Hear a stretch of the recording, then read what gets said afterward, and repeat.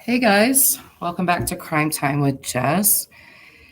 So, last night I stumbled across Chad's official author website, and being that a lot of us have spent a lot of time in the last 4, almost 5 years with this case, and now that it's kind of ended, it's almost like we're having withdrawals because the case is just so surreal. It's almost like we know everything there is to know, but you still just kind of want to know more to try to make sense of it, even though I don't think that we ever will. But you might be wondering why I named this live stream what I did, which is a cemetery courtship. And that's because it's what Chad named what I'm about to read to you. So I'm going to share my screen with you guys. And this is the official website of author Chad Daybell. Crazy, huh? So this one I found particularly interesting. When I end this live stream, I will link this in the comments so you guys can go and read all of his stuff if you so choose. If you so choose. We all know how terrible of an author Chad was. But I found this particularly interesting because he wrote this August 31st of 2015. So just 4 short years later, he would be murdering Tammy. But this is what he wrote. He named it a cemetery courtship. Okay.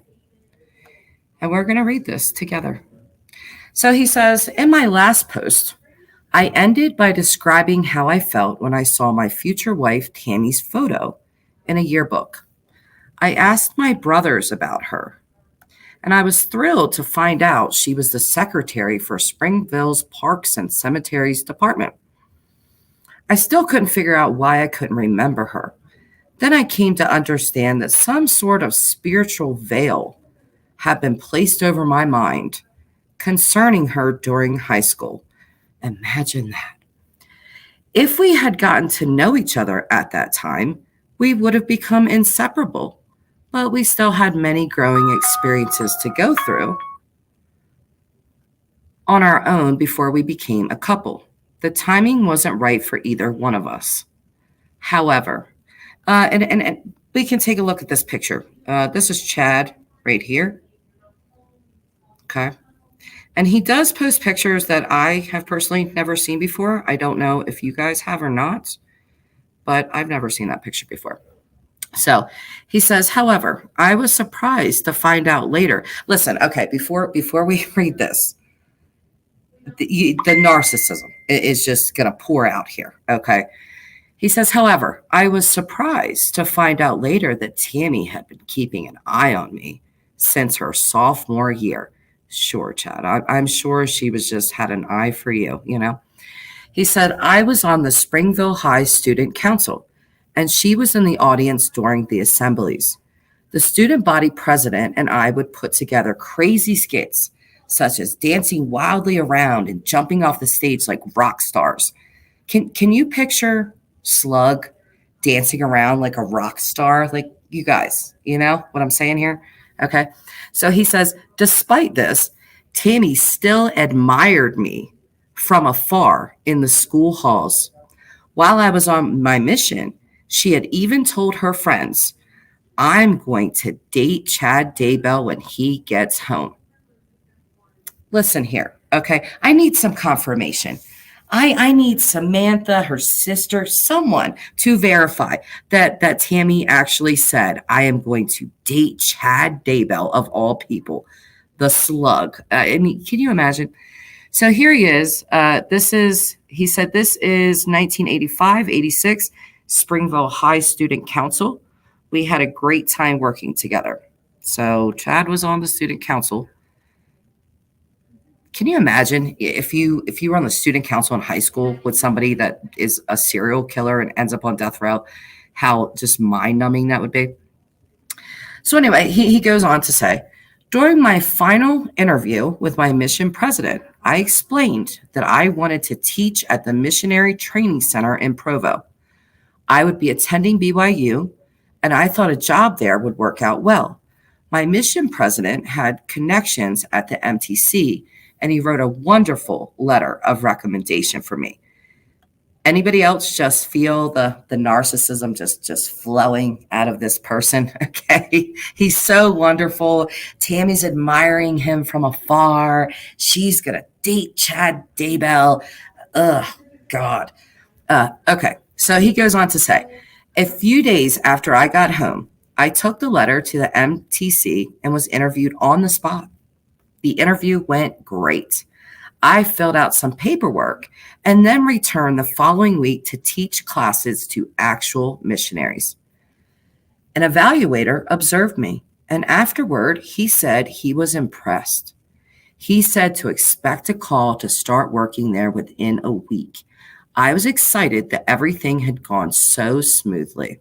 So then he says, at church, they announced a singles ward family night, and I was really hoping Tammy would be there.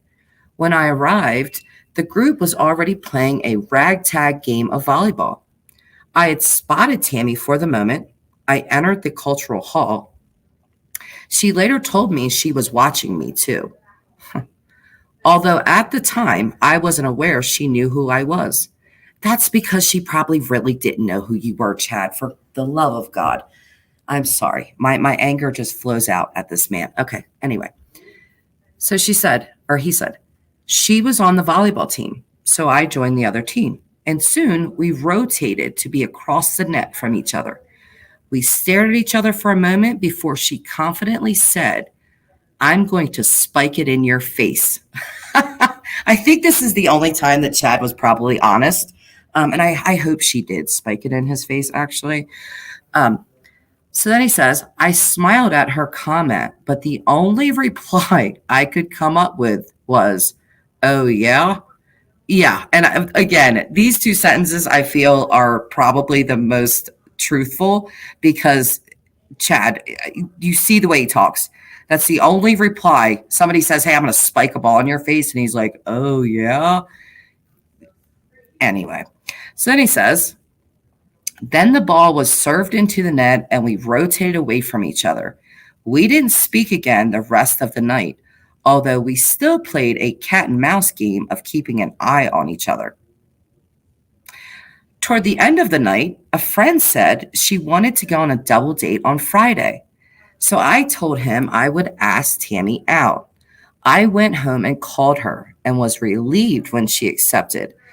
I later found out that Tammy had actually danced around the living room after she hung up the phone. Tammy hadn't been too big on dating, so her parents sensed from her excited reaction that she might actually be interested in me. Gag. Friday finally arrived. We were both a little nervous, but I was smitten right from the start. The date went great, and we went to a fireside at the Marriott Center 2 days later. I was feeling good about how things were going.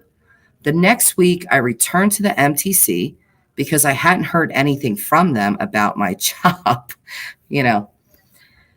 I talked to the secretary and explained I'd gone through the whole process and was waiting to hear my starting date. Now, remember the guy that told him, oh, get ready. I'm interviewing you on the spot. You'll be working this week. So the secretary says, I remember you. The evaluator said you did well. Let me get your file. She opened the filing cabinet behind her and shuffled through some papers. I know it was right here, she said. I waited for 5 minutes as she checked every possible spot the file could be, but it just wasn't there. She called in the evaluator and asked if he had taken my file. No, he said. Can't you find it? To make a long story short, they never found it. That's probably because he threw it away. But anyway, the evaluator finally said, I'm sorry, but you're going to have to start over. If you fill out the paperwork today, we could have you teach a class next week. You already saw me teach, I said. Can't we go from that? I wish, but I need a record of the missionaries' evaluations of you. And that group left last week, he said. Don't worry, it will go quickly. I was a bit perturbed, but I took the paperwork with me and returned home. I called Tammy at her job and told her what happened. Listen, here's where we'll go in. Even before Tammy and him were married, Tammy's getting him jobs. Okay. Tammy was always the breadwinner of this family. Always. Okay. So he says, I called Tammy at her job and told her what happened. I guess I'll just have to do it all again, I said. Tammy had other ideas. She knew my brother was leaving on his mission soon and was going to quit working at the cemetery. Tammy called the cemetery sexton, Denny Pickering, and told him that I was looking for a part-time job. Really? Denny asked. That would be great. Have him put in an application. Tammy called me back and said, I think I found a job for you. I was soon hired, and that's how I got into the cemetery business. In retrospect, I know there was some heavenly intervention involved in my missing MTC file. Oh, really? Well, I don't think that was God that was intervening there, Chad. But anyway, because the cemetery job was actually a better fit for me in every way, I could work longer hours at a higher hourly rate, and I could see the woman I was interested in more often. Tammy's office was downtown, but at times she had to bring burial reports to the cemetery. Denny Wirely told me Tammy used to bring those reports up here once a week. Now she seems to come almost every day. Her visits usually happen to coincide with my break time, and our cemetery courtship allowed us to get better acquainted. Within a month, we took the bold step of actually sitting next to each other during the singles ward sacrament meeting. The universal sign to the other ward members we were now a couple and pretty much off limits to anyone else. So here is a picture of Chad and Tammy. You could tell they are extremely young. This is in 1989. Okay, so he wrote, by Halloween of 1989, Tammy and I were unofficially engaged, meaning our parents didn't know about it yet. So sad. It's just, okay. I'll save that for the end. So he said, I began praying sincerely whether Tammy was the person I should marry. One evening, I was driving alone from BYU back to Springville. I told Heavenly Father that even though I had only known Tammy for about 10 weeks, I had decided to propose to her. I received such a strong yes that it brought tears to my eyes. That night, I unofficially proposed to her. Then on the night before Thanksgiving, I knelt down before her and gave her a diamond engagement ring. She thankfully said yes, and we spent Thanksgiving Day showing the ring to our extended families. We registered for 3 classes together during BYU's winter semester, and Tammy literally saved my grades in statistics. Here's Tammy saving him once again, okay? She literally saved my grades in statistics. I never would have survived that class without her. And here's a picture of Chad and Tammy's wedding. Here's Tammy's mother, Chad's family, Tammy's family. It says, our family and friends gathered outside the Manti Temple on our wedding day. I have no words. I really just have no words. Okay. So he said, we were married in March 1999 in the Manti Temple and just really enjoyed being newlyweds. However, it wasn't long before our future children started making their presence known through the veil. They were anxious to come to Earth and wanted to know what we were waiting for. Before I cover that topic, though, in my next entry, I'll share what it was like to grow up with Scott Mitchell, a former NFL quarterback who recently was in the spotlight again on the TV show The Biggest Loser. He is a deeply spiritual person who has bounced back from obesity to reclaim his life and inspire others. Oh, I'm sure Chad just loved that, and honestly, I wonder what Scott Mitchell would say about him, the biggest loser of all. So we're going to go to the next one here. You guys have any comments so far yet? Yes, you do. Okay. Hey, Rapper, how are you? Good to see everyone. Hey, Justice Jane. Yeah, Tammy could take care of everything, right, Chud? Exactly. Beach bum. I mean, she just did it all, literally. So let me stop sharing this one, and I'm going to bring up the other one.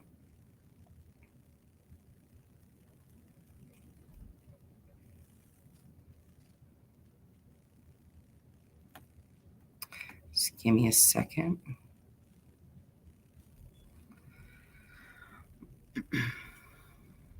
And this next one is going to talk about, he's going to talk about the children. And I found a couple of things that he said pretty interesting. Because I'll wait for that. Hang on a second.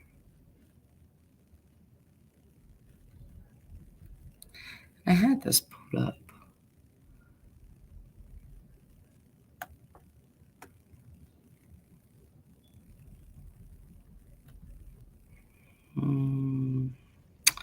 Oh, come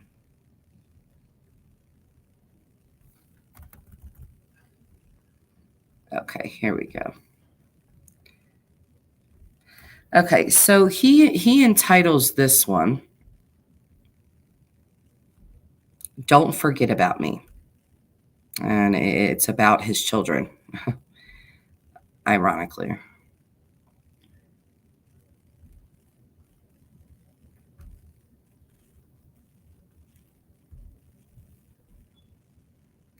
So again, this is Standing in Holy Places, the official website of author Chad Daybell.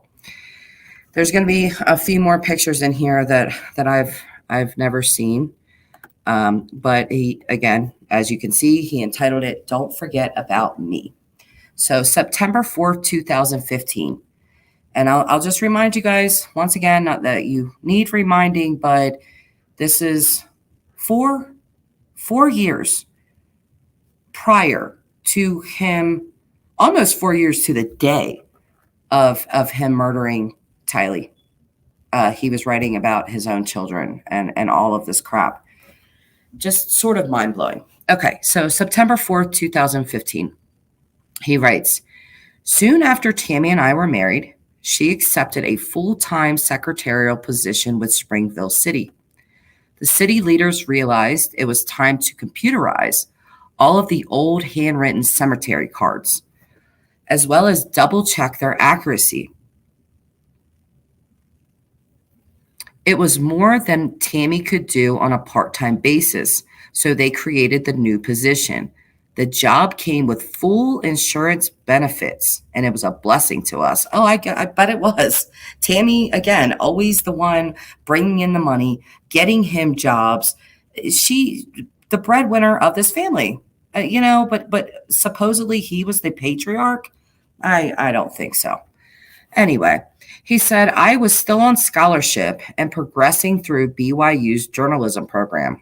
Well, not a good advertisement for BYU's journalism program, because if they're producing people like Chad, not a good look.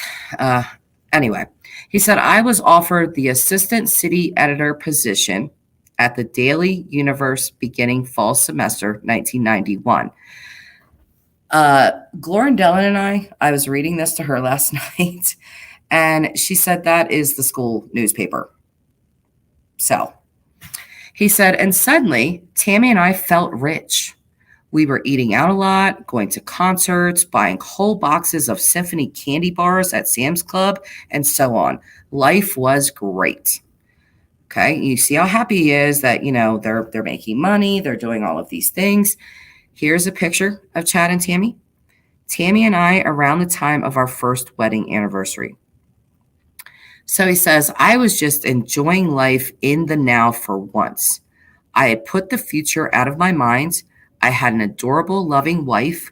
We both had good jobs, and we were having a lot of fun. Then came the announcement I had been hoping to postpone for another year or two. Tammy said, I feel it's time we start our family. So he was hoping to put that off. He didn't want to start a family yet. He was enjoying his symphony bars and his concerts and living it up. He didn't want to start no family. Okay. Tammy was ready. So he asked her, Are you sure? I asked. Shouldn't we wait until I have a solid job? And let's just stop right there for a second. Didn't you just say, Chad, that you had a good job and she had a good job and you guys felt rich and you were doing all these things? But now, she brings up children. And it's like, oh, wait a minute. Should we wait until I have a solid job? Anyway, big contradiction he does there. So then Tammy said, I feel our children are ready to come, she said firmly. And I knew not to argue. We soon had a child on the way. This is Tammy and Chad, and this is when she was pregnant with Garth. So this caption says, Our oldest son, Garth, attended my BYU graduation in Tammy's tummy. Which just, I don't know why this is making me so sad to read. Anyway, so he said, fast forward a few months later to my BYU graduation. Tammy was due in a month, and I was still worried how everything was going to work out. She told me she had prayed about it and was going to quit her job when the baby was born. She was confident I would find a job to support the family. I should have trusted her. She doesn't have dreams or visions, but when the Spirit confirms something to her, I pay attention. Garth was born in late May. For those of you that follow astrology, that's a Gemini. That's me. So anyway, Garth was born in late May, and we loved our new little son. The copy editor job at the Ogden Standard Examiner materialized within a month, and we moved to Weber County. For those of you that follow the Dylan Rounds case, Weber County is where James Brunner is being housed as we speak. So he goes on to say, as I outlined in an earlier post, the new job had a few pros and cons. Tammy and I were getting along fine, but Garth was actually turning into a wild child. He would get into the kitchen cupboards and dump everything out. And I want you to take special notice of this picture that Chad posts of himself. He does not look happy at all, okay? He said he would get into the kitchen cupboards and dump everything out, particularly syrup. He was also a master climber. And I want to stop right here, too, because do you guys remember what Lori was saying about JJ? Oh, he's climbing on top of the cupboards and he knocked over my cross and this and that. Doesn't that sound a little familiar? Like, I wonder, did she make that story up or did Chad feed that story to her? That question went through my mind when I read this. But anyway, so he said if he saw Tammy put cookies in the cupboard above the fridge, he'd find a way to get them when she wasn't looking. So this is a little baby Garth. And Chad captioned this picture. Garth was a bit of a handful as a child. And just look at Chad's facial expression here. He just does not look like a happy dude. Those pictures of him and Tammy before children, oh, he was all happy, said he was just living the life. Now we have little baby Garth and, being a typical child. I mean, kids do things like that. He doesn't look like a happy man. So anyway, he says, after one particularly challenging day, I went to the Ogden Temple to pray and contemplate my family's future. I was blessed to receive a special vision where I was shown our children many years down the road. The kids seemed to be in their early 20s to late teens, and they were wearing church clothes. It seemed to be a special event. I watched them interact with each other from about 10 feet away. I recognized Garth, and he still had lighter hair. He was talking to a taller young man with brown hair. That would be Seth, by the way. There were also two girls in the dream. The older one had dark, short hair, and she was smiling at a girl with blonde hair. The four kids talked amongst themselves for a moment.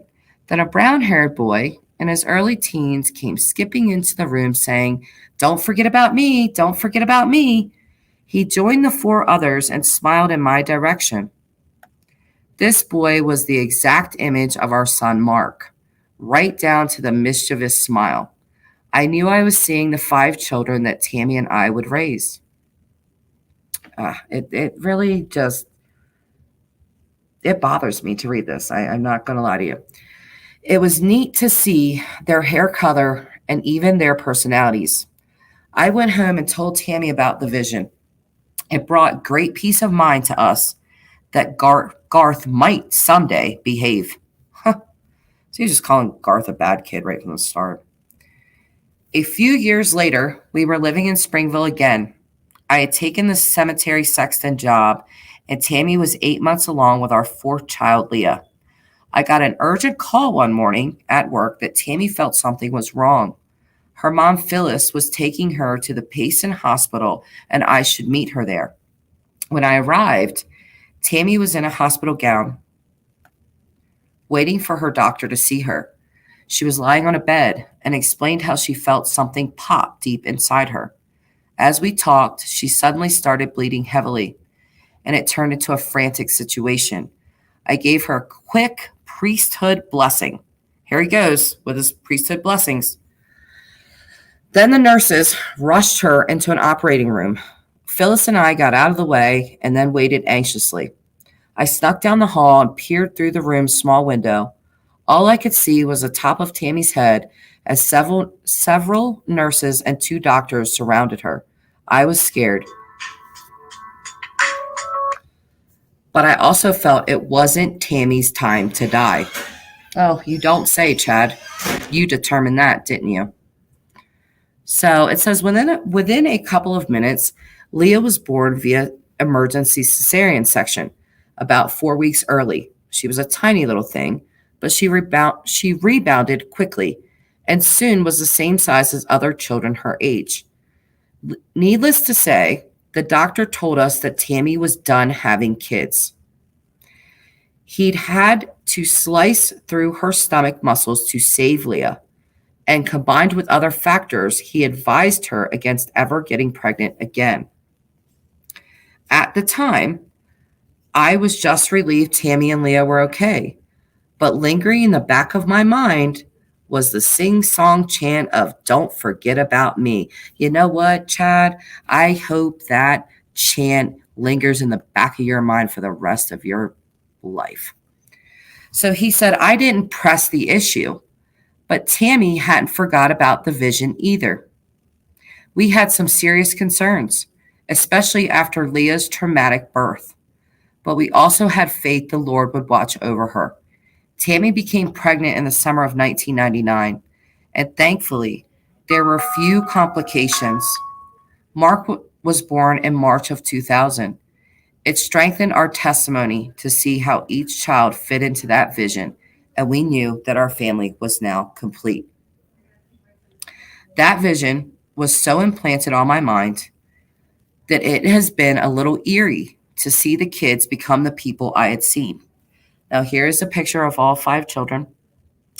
And it says, our five children on the night, Seth in the middle, this is Seth, was set apart as a missionary. As I watched them, let me scroll down just a little. As I watched them, my vision from more than 2 decades earlier was fulfilled. Okay, so here's Garth. Here's Seth. Here's obviously Emma. This is Leah. And this is the youngest, Mark. And Mark was the one that was on his mission when Tammy was murdered. So it says, the vision was so implanted on my mind that it has been a little eerie to see the kids become the people I had seen. However, I had never seen all 5 kids together at once like I had in the vision. When Garth departed on his mission to Oklahoma in 2011, Mark was still a small boy. Then Emma left on her mission to Tennessee before Garth returned.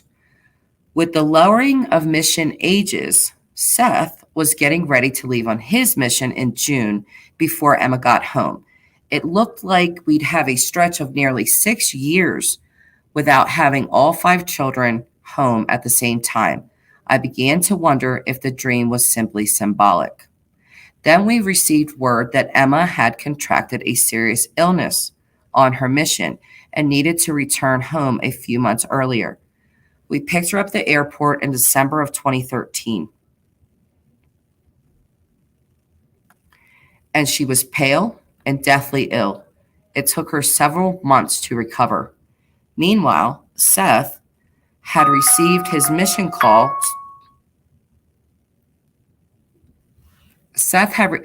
Received his mission call to Virginia.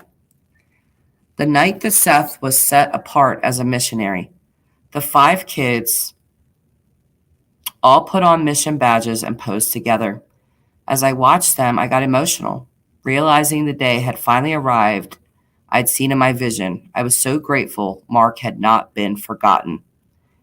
In my next post, I will delve into some of the interesting experiences I had while working as a cemetery sexton. I am going to stop the live stream there. I have made several videos about the Daybell kids, and for some reason, reading this kind of just broke my heart for them. It's just extremely sad. The evilness that Chad did, that Lori did, broke these people apart. And you know, I have my feelings about Emma, and I'm not going to go into them at the moment. You can watch the videos, and I'm sure you'll get it. But I always, Garth lied on the stand. I think that's obvious. I mean, his friend got up on the stand and basically called him a liar. But something tells me that Garth isn't as evil as Emma.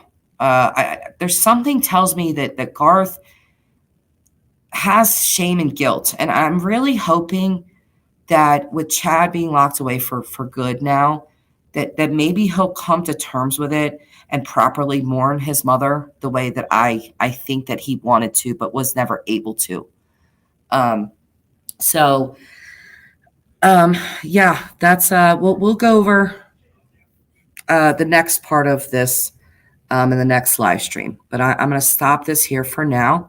I really appreciate all of you guys being here. And if you enjoyed this, please give this video a like. If you would like to join my channel, you can become a member. And if you really enjoyed it, you can give a super thanks, super chat, whatever have you. I don't really feel comfortable saying that, but YouTube is trying to push me to become a better creator, and that's one of their advice. So, but until next time, you guys all take care, and bye for now.